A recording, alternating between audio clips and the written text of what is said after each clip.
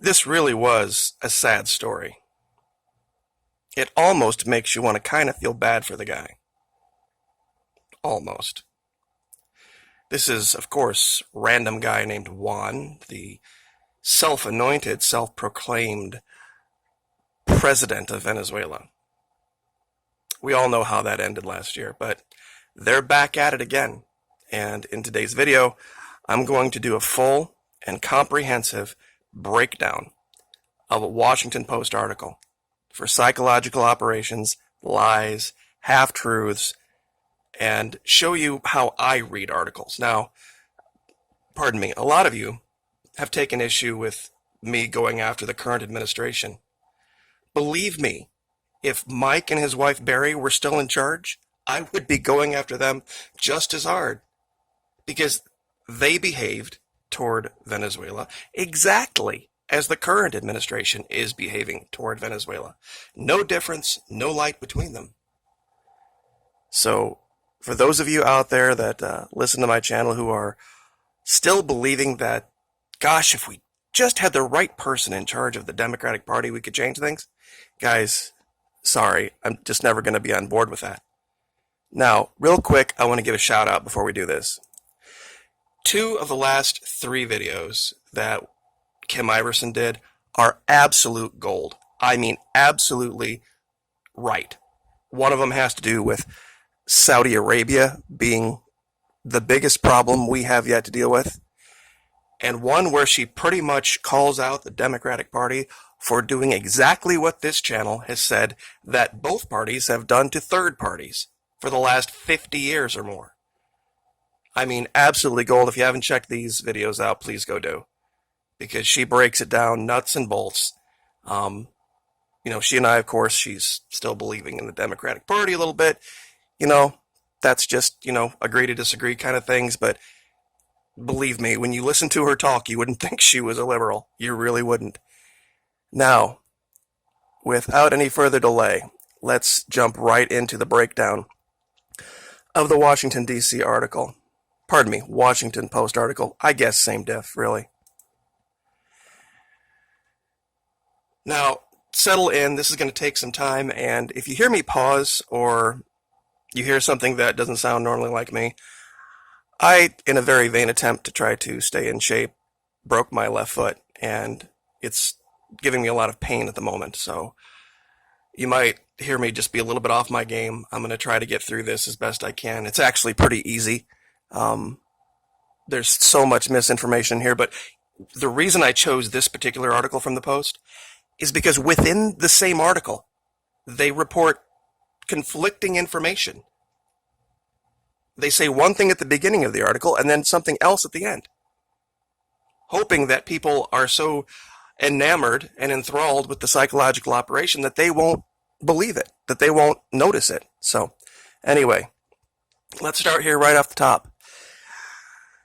Caracas, Venezuela. It was sunset in the Venezuelan capital, and Juan Guaido, the 36-year-old industrial engineer anointed earlier this year as the would-be savior of a troubled nation, leaped out of his unmarked Ford Explorer and into a middle-class neighborhood of mid-rise apartments. Now, you would read that first couple of sentences, or actually one giant run-on sentence, and you wouldn't think that there was much in there, but there is so much. This sets a stage for this article. Anointed, savior. And of course we are at, Christmas time? So they're trying to equate, just subliminally, random guy named Juan with Jesus. Now, and also this friend of the working class, the middle class neighborhood, mid-rise apartment. But I want you to remember this phrase, unmarked Ford Explorer. It's going to come into play later on. Second giant run-on sentence.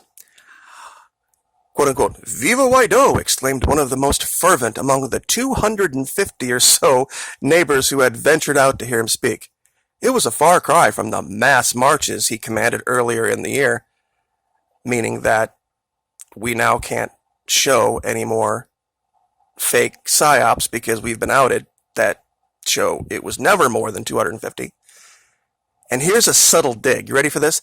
Vegetable vendors at a nearby market, unmoved, continued to hawk their wilted remainders. You see, this is a knock on the colectivos, the people that have gone out and grown food, healthy food, good food, real food, and are trying to sell it, as opposed to what we showed yesterday with all of the garbage and crap that comes out of Costco and Walmart, which has all the bright, colorful packaging and all that kind of stuff. This is a subtle dig on farmers, on people that live the simple life. Some in the crowd tried to stir a chorus of Guaido's trademark, if borrowed, slogan, "Si se puede," yes we can. Where have we heard that before? I am trying to remember, where did we hear "Si se puede" before? I can't place it now. You know, it's kind of funny for those of you who actually understand the Spanish language. "Si se puede" doesn't mean yes we can. It means yes, it's possible, technically. Yes we can would be "si podemos." But another argument for another day. But the chant quickly fizzled out, just as the historic movement Guaido launched at the beginning of the year is in danger of doing, as if it hasn't already happened yet. On an electric afternoon in January, Guaido lit a flame of hope, standing before the masses on a broad avenue in eastern Caracas. The head of Venezuela's opposition-controlled National Assembly declared President Nicolas Maduro a usurper and invoked articles of the Constitution that he said made him the nation's rightful leader. Do you see how they set this crap up? Not talking about the complete, utter, abysmal collapse with virtually no support. He vowed to free the people from police state repression. Remember that one too. Because later on in the article, there are some things that they try to say that completely argue against this, and reverse a disastrous economic collapse and quickly run let me see if I can speak English properly, and quickly won recognition from the United States and dozens of other countries. You see, they're trying to make it seem as if there is this wide support just in the syntax. Dozens out of a world of 211 countries? That's a complete failure. You know, they could have said, and quickly won recognition from the United States, but only 25% of the rest of the world. Just different way of saying the same thing. Now, yet nearly a year later, Maduro, far wilier and more resilient than his opponents calculated, wilier, as in Wile E. Coyote, like he's some kind of animal, like he has to be sneaky about anything. He hasn't been sneaky about anything. Is still comfortably ensconced in the presidential palace. And the Venezuelans, Guaido, once inspired, are losing faith. See, there's that word again. Remember they were trying to make him seem like the Venezuelan Jesus? There's that word again. They had faith in him, allegedly. In the opposition he leads, in its backers and the current U.S. administration, and for some, in Guaido himself. Their crisis of conviction comes at the most dangerous moment of Guaido's nearly miraculous political arc. Once again, it's Christmas time. Miracle birth, all this kind of stuff. This is what this article is subliminally trying to make you believe. Now, sensing his weakness, the socialist government's shadowy security apparatus has begun to close in. Wait a minute. Police state repression and shadowy security apparatus don't jive. Because if it's out in the open and there's these roving death squads and they just round up everybody who speaks against them, first of all, why is Guaido still free? And if that's the case, then dictators don't operate this way. They just don't. This guy has done so much more to show exactly what's going on in Venezuela than he would ever have been valuable as a martyr held in prison. And Maduro knows this. Leaving the guy free makes their point for them. deploying bribes, intimidation, and repression to snuff his movement out. Wait a minute. Why would they have to do that if it's some evil dictatorship? Do you think the king of Saudi Arabia bribes people to agree with him? No, he doesn't. He absolutely doesn't. You either agree with him or you're beheaded. That's how kings and dictators work. You wouldn't need to deploy bribes or intimidation or repression if you were truly a dictator. Security forces raided the home of a lawmaker from Guaido's party on Friday and then accused her and 3 others of plotting a coup. That's not an accusation, that's fact. DC's even admitted it and even talked about the people, that they would stand with anyone who took place, who helped make a coup take place. This isn't some kind of allegation. And just like here, if there were people in our government that decided to collude with a foreign one to overthrow a leader, shouldn't they be charged with treason too? Hint, hint. Guaido dismissed the allegations as more of Maduro's intimidation and said his presence during the raid saved lawmaker Yanet Fermin from being detained. How could that possibly be in a dictatorship if someone out there speaking against the government, who's walking around totally free, whose mere presence can stop the security police? How can you jive that with some type of dictatorial repressive government? Perhaps more ominously, Guaido is suddenly confronting revelations of corruption and plots against him from within his own ranks. This is actually one of the times where our current Secretary of State, Pompeo, told the truth. He said, yeah, Maduro has the plurality because everybody who's against him are these greedy, selfish, self-involved, narcissistic groups that only want their guy in charge. They can't work together. Which, once again, that jives exactly right with capitalist neoliberal values. Socialists work together. Socialists value community over the individual.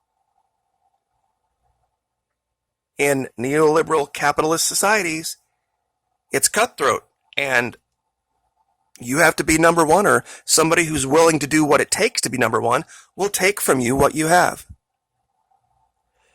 The once steady threats of American force to oust Maduro, rhetoric that divided Guaido's teetering coalition, have all but evaporated.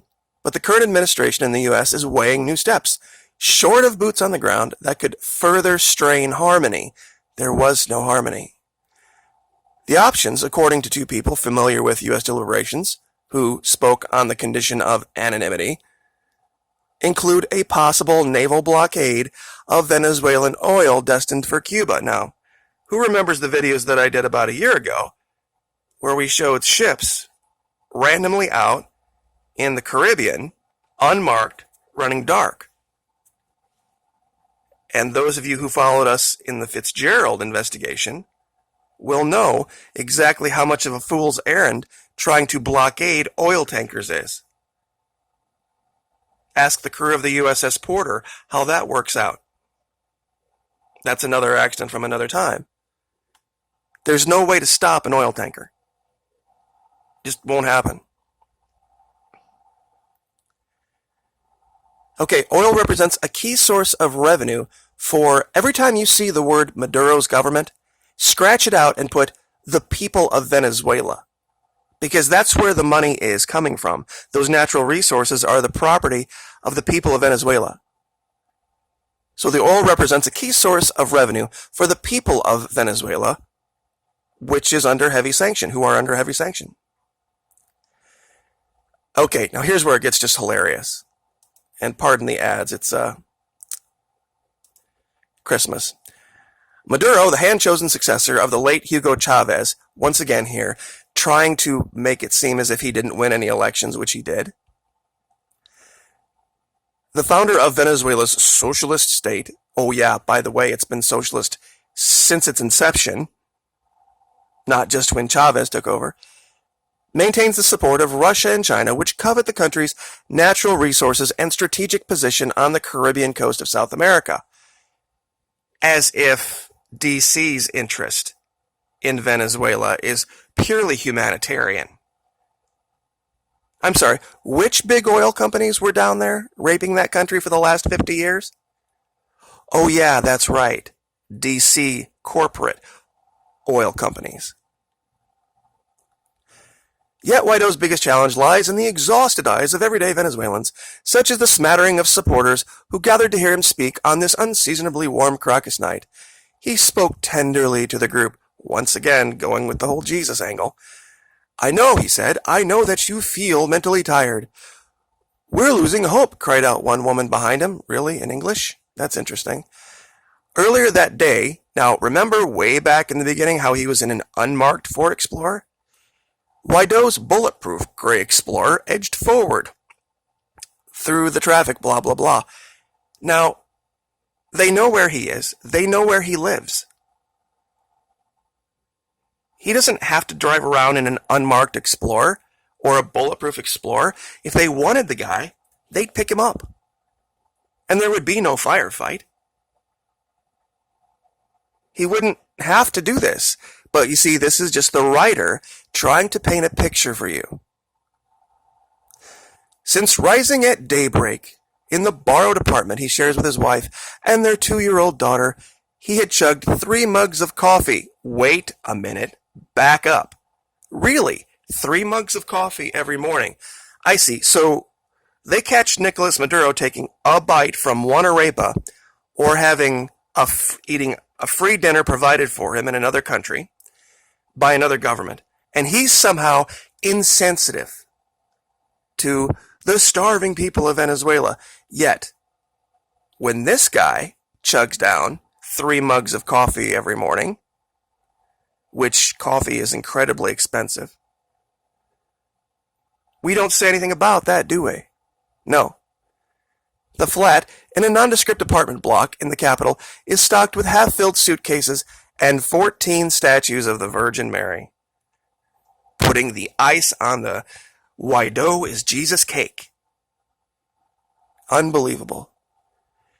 He was en route to his makeshift quote-unquote presidential palace, a floor of offices in a high-rise business district pocked with burned-out light bulbs. A stage prop from D.C., a plastic lectern bearing the official seal of Venezuela, lies tucked away in one corner. He has his own podium. You know what it reminds me of? Remember the fake columns behind what was his name? Barry somebody or other. Back in, what was that? 2000, I forget how long ago that was. 7? 6? Something like that. Anyway. The government, and even says it right here, the government knows where Guaido lives and works, but has thus far not risked the international backlash that could come from detaining him. You really think Nicolas Maduro gets up every morning and goes, "Gosh, I would really love to jail this guy, but man, oh man, those Europeans and people behind DC, they sure as heck, they might sanction my country. Oh no, wait, they might try to assassinate me 4 times. You really think that's the case? Okay, quote unquote. Yet as his popularity slips, remember this, some polls now show him below 40%, down from 65% in the spring. So Guaido is now below 40%, but was at 65%. Remember that, the polls, okay? His adversaries are growing bolder. They don't have to. They won. Through the summer, Guaido traveled the country relatively freely, but during a campaign stop at Venezuela's Margarita Island 2 months ago, the government shut down the hotel and seized the cars he used, but not him. Why? He has limited his travels ever since, once again. They took the cars and they shut down the hotel. The man's colluding with a foreign government to try to overthrow the duly elected government in this country.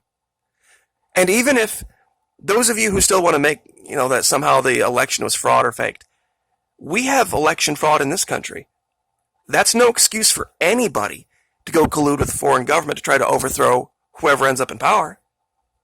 Treason, sedition. Now, now that the bloom is off the rose, so to speak, more and harsher stories against him and his family are appearing on social media and, of course, pro-government websites. How could this be, though? How could there be any stories like this? One talks of his brother's alleged Swiss bank accounts. Quote unquote, fake news, Guaido said. They have launched a psychological war to create negative public opinion. Hold on. Dictators don't care about public opinion, do they? Remember, Nicolas Maduro is a dictator. His vice president, Delcy Rodriguez, must be what, vice dictator? The king of Saudi Arabia doesn't care about public opinion. The leader of Russia, name escapes me right now, Putin, doesn't care about public opinion. The leader of the Philippines doesn't care, Duterte, doesn't care about public opinion, as the leader of North Korea, or the leader of China. They don't care about public opinion. But Guaido has said that somehow, for some reason, this dictator cares enough to launch some psychological war. A week ago, motorcycle-riding pro-government colectivos followed his wife's car as she dropped their daughter off at daycare. Now, anybody who knows anything about Venezuela knows that around government buildings and offices are these bike patrols. It would be hard to not be at some point followed by one of them. There's that many of them. It'd be like you driving to the grocery store and seeing a policeman pull out in traffic behind you and say, "There's the government, they're watching me again," when it probably has nothing to do with you. Now, here it's all hearsay from this point on. Cost of supporting Guaido has continued to rise. Recent protest in the coastal city of Cumana, he said a demonstrator was detained and tortured. They put him in a box, Guaido said, then they threw a gas bomb inside the box. He thought he would die from asphyxiation. If this were a court, I'd stand up and say, objection, hearsay. You see, they have all this video. Remember last year? All the video of the police repression and all the video of all the bad things that supposedly Nicolas Maduro was doing. But yet, with an allegation like this, no pictures, no video, no nothing. Just hearsay now. See how this has changed? Now, yesterday, of course, we talked about this new make-believe game of let's send dollars to Venezuela, and then also let's send Costco goods, and then they can make-believe grocery stores and show how the dollar is defeating the bolivar. In Caracas, the government's recent easing of import price currency controls has created the impression of economic improvement. Okay, now here's where people get bad at math, which is really disappointing for a lot of my audience because you didn't grow up with Common Core. By the end of 2019, at least, quote-unquote, 4.5 million Venezuelans, 15% of the population, will have fled the country in just 3 years. Or you could read this as 85% of the population of Venezuela completely unaffected by crisis. Even if that were the number, and let's pretend it is 4.5 million. Let me show you something else. Colombia. 6 million internally displaced Colombians, 13 million people living in poverty. Over 5 million Colombians living in Venezuela off of evil, terrible, horrible socialism that gives them free education, free housing, free food, free health care. Before the issue in Syria, Colombia was the largest source of refugees in the world and people living in poverty as a percentage of the population. 13 million out of a country of 35. Were we trying to overthrow Colombia? Were we staging coups to install our own people in Colombia? No, you know what we were doing? We were sending them $500 million a year. That's with a B. And this is why.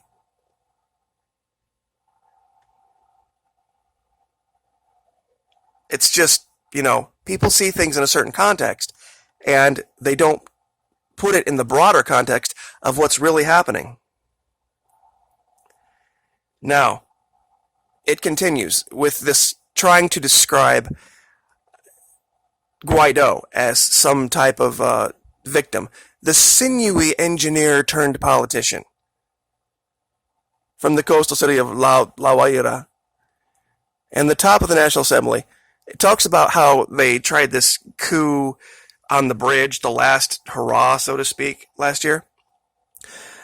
How Leopoldo Lopez, who was under detention for plotting to overthrow the government, which you would be here too. Number 2 sought sanctuary inside the Chilean embassy. I think they are talking about, I can't remember his name right now. And number 3 in exile in the United States. All 3 of these guys are all convicted criminals. All standing convicted felons. That's who was working with Guaido. For a time, Guaido seemed poised to join a short list of global figures who have almost single-handedly changed their nation's history. That's the definition of a dictator. Anybody who thinks that just by their mere presence in an executive chair, that will somehow change things overnight and make things better for everyone, that is a dictator. That is a sign of narcissism. That's not a government of the people, by the people, and for the people. That's a government of one man. It's part of my issue with the current leader. Because everything is all about him by name. And it goes right along with it. He publicly claimed the presidency he swore himself in as president. If that's not the definition of a dictator, I don't know what is. See, Chavez talked about Simon Bolivar.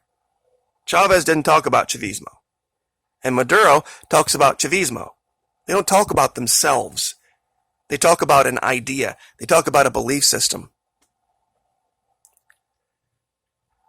Now, the rest of this will go through fairly quickly. He expected soldiers to defect and join the cause, but few did. Once again, lying about his influence and getting played by Vladimir Padrino badly. And we all remember the pictures of the aid burning, and that it was actually Colombian thugs that burned the aid, not Maduro. There's video of that all over the internet.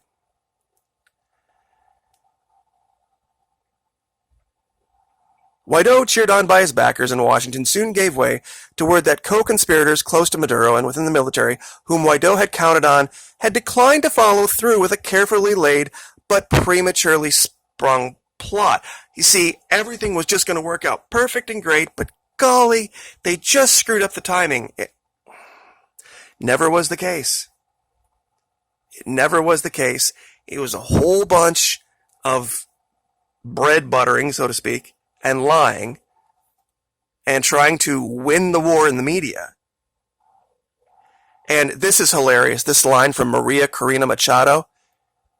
See, she was part of the people that tried to oust Chavez when they tried to overthrow and stage a coup against him. She signed the there was a declaration made by the person they were going to try to install. DC was going to try to install this guy, and he immediately suspended all constitutional rights. And I'll have to look up the name of that document, but she was one of the signatories to that way back then. But here's her quote. "I think Guaido has made mistakes, and I'm not sure if it is because of a lack of information or bad advice.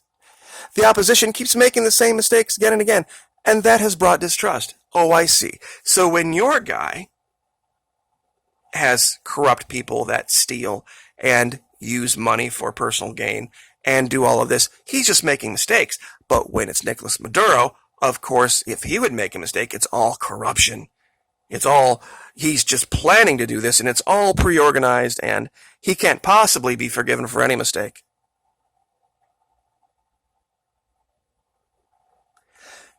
Here's a funny thing, this legal basis for Juan Guaido's claim to the presidency. Anybody ever heard of Delcy Rodriguez, the vice president of Venezuela? Even if in the incredibly remote possibility that Maduro would leave or step down, they have a vice president. This is her. And for those of you who, once again, think that I'm somehow picking on the current leader over the last one, do you see what this woman's shirt says? It says, Obama, deroga el decreto. What that shirt was, is it was a push to try to convince the current leader, or not the current leader, but the leader before this one, to retract this designation of Venezuela as some extraordinary threat to U.S. national security.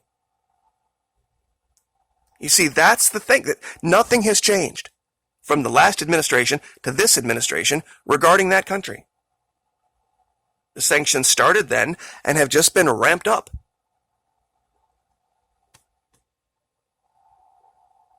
They were as much against him as many in my audience are and were. But we're almost done here. Okay, once again, legal basis, claim to the presidency, now recognized by the United States and 58 other nations out of 211.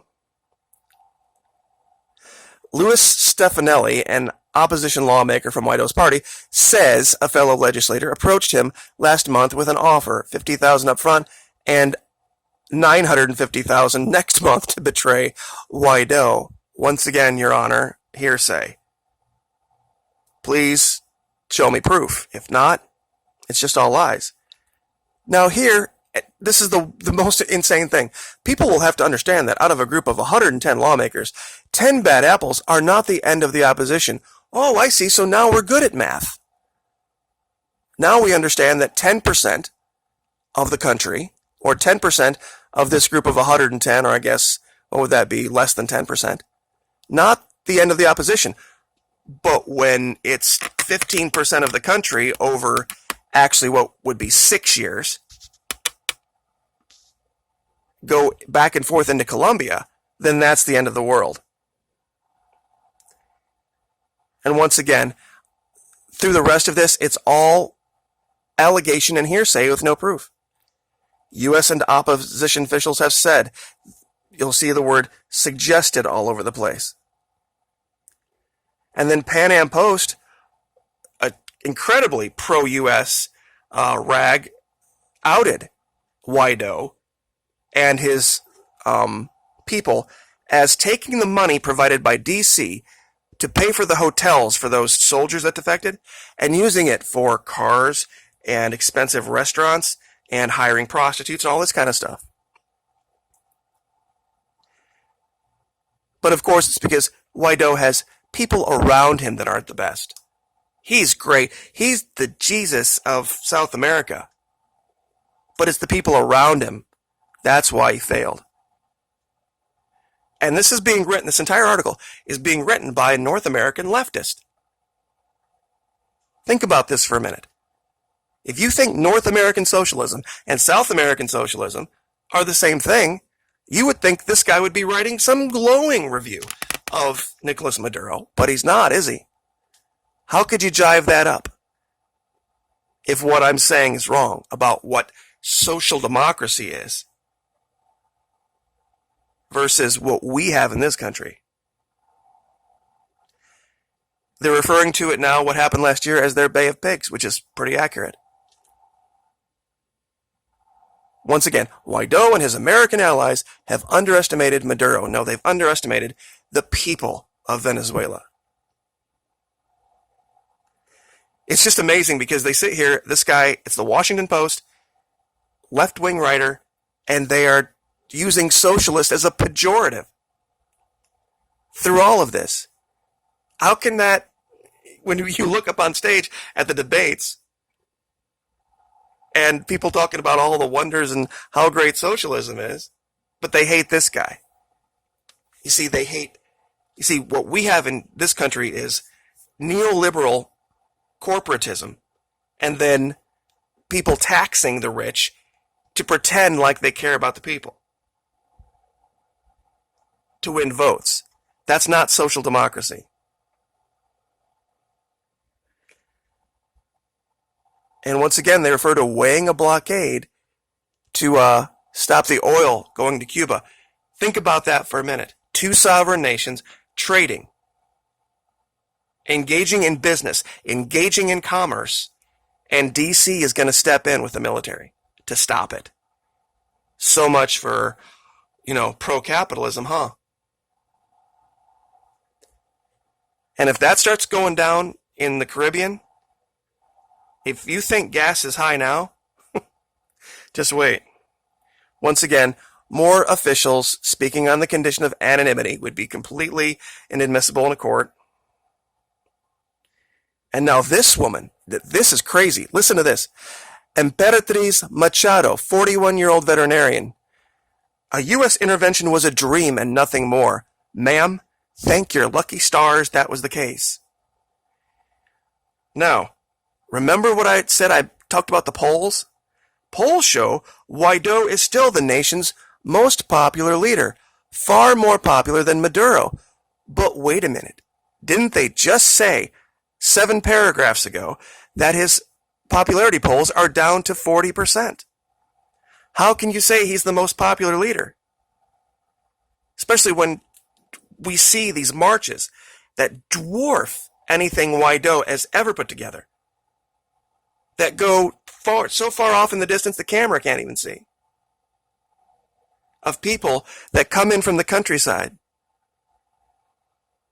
And listen to this guy, this Guillermo Sosa. I used to march in the streets loyally. Really? So you were worshiping a person, not an idea.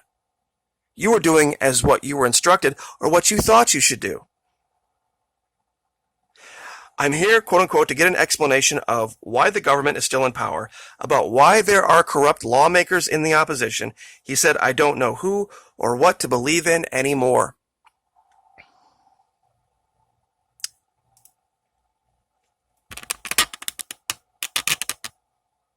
This is how we win. This is a template for how we win here. If we had people that were using YouTube to do this on a daily basis with all of the articles out of both sides of the mainstream media, Fox Business, Bloomberg, CNN, MSNBC, all of these places, and we could show this to people, how they do this stuff, and how they lie, and how they manipulate, and how they conflate half-truths with complete lies, we could win. We could vote for people again instead of parties. This whole nonsense, this dog and pony show going on with the impeachment thing, they've pretty much said one side of the bird is going to vote to convict. The other side said, we're not even going to look at the evidence. We're going to vote to acquit. We don't have people anymore. We have parties and we have partisans. And no matter who they are, if they try to seek some kind of an acknowledgement from the R or the D, they're a problem. And those of you out there who are saying, well, Trump's not really a R. Yes, he is.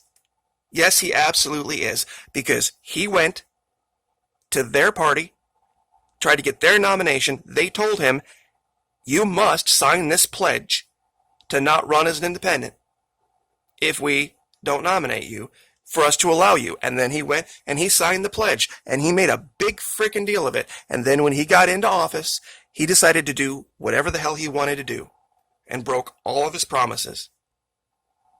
Labeling China as a currency manipulator, just changed his mind. There's a certain former Secretary of State still walking free. And since that time, he has done nothing but praise her. Gun grabs, red flag laws. Supposedly some friend of the Second Amendment, right in lockstep with Mike and Barry regarding Venezuela. How many more does it take before you realize that we need another option? We need a third option. We need to not have parties. We need to have people. And vote principles or not at all. Vote principles or not at all. This guy is emblematic, a microcosm of what we can do. Venezuela's a country the size, not even as big as Florida. And DC lost. because of a handful of channels like this one that stood up and showed this. Abby Martin, Redfish, Gray Zone, Telesur, all sorts of other channels stepped in and showed the psyops. And this is what DC's really afraid of.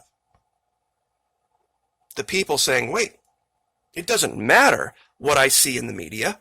I can vote however I want. I can make whatever choice I want. Just because somebody has $2 billion to buy ads no longer guarantees them getting elected. Having the backing of the most powerful government on the planet led to failure for this guy. Think about that for a minute. Think about what that could mean for us. I left a message for Kim Iverson on one of her videos that said, imagine that thought. People that are in the D party getting sick enough of that to go to the middle. And then same thing on the R side. Sick enough of the RD paradigm to go to the middle and meet the 100 million of us that don't vote. And getting behind an actual person, whoever that person is. This is what the people can do, and it's what they did. This is what Venezuela did in 1998. They're way ahead of us on this. Venezuela elected a soldier, a guy that had gone to prison, in a three-way race against a standing two-party system. He got 60% of the vote. Imagine that. Imagine us putting up a third-party candidate that could take 60% of the vote on principle, because these people got together, and it didn't matter how much money DC had put into supporting their candidates, because DC did have an interest at that time. They got clobbered. They got absolutely clobbered. DC can be beaten. But this is how we do it. And I know I've rambled for 42 minutes. I don't normally do this. It's not, Venezuela is just a great example, a fantastic example of what we could do. We could learn so much from these people.